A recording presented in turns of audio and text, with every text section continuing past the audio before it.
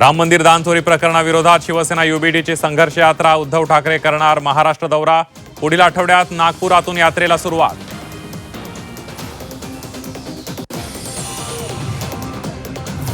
Railway भरती परीक्षेवर लक्ष ठेवा, रेल्वेमध्ये मराठीचा टक्का वाढला पाहिजे, रेल्वे कामगार सेनेच्या वर्धापन दिनाच्या दिवशी राज ठाकरेंचं आवाहन।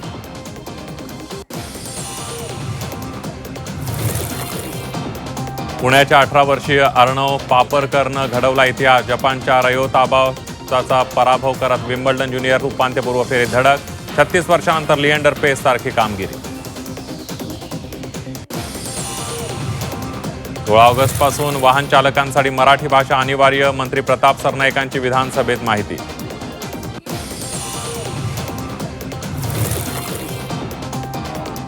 मुंबईतील विना ओसी इमारतींना मोठा दिलासा, ओसी नसलेल्या इमारतींसाठी अभय योजनेच्या प्रस्तावाला स्थायी समितीने मंजुरी, हजारो इमारती लाखो रहिवाशांना दिलासा मिळणार।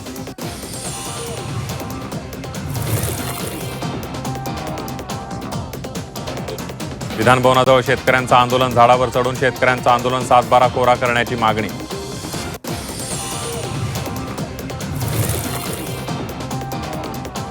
अन्न नागरी पुरवठा खात्यात भ्रष्टाचार, सुहास कांदेंचे भुजबळांवर गंभीर आरोप, 500 कोटींचा भ्रष्टाचार झाल्याचा सुहास कांदेंचा दावा।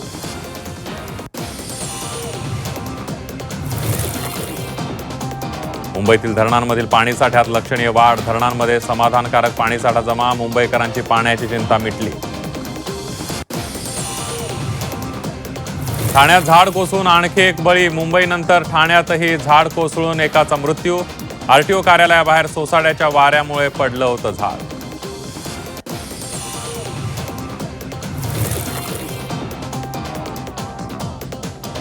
कल्याण पूर्वच्या आंबेडकर चौकातील घर कोसळलं, घटनेमध्ये कुठलीही जीवितहानी नाही, घराची खोली रिकामी असल्यानं दुर्घटना टळली। नांदेडमध्ये पुलाचा काही भाग कोसळला, नागपूर तुळजापूर राष्ट्रीय महामार्गावरील घटना, सुदैवानं कोणतीही जीवितहानी नाही। प्रसिद्ध रुस्तम आईस्क्रीम कंपनीचा परवाना रद्द, अन्न आणि औषध प्रशासनाची कारवाई, कंपनीमध्ये मुदत संपलेली उत्पादन आणि उंदीर व माशांचा वावर।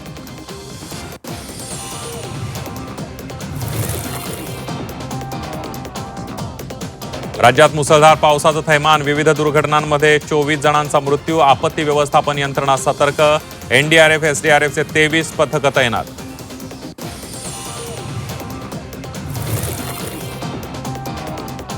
मुंबई विमानतळावर मोठा अपघात टळला, 2 विमानं एकाच धावपट्टीवर समोरासमोर, एटीसी आणि वैमानिकामुळे दुर्घटना टळली।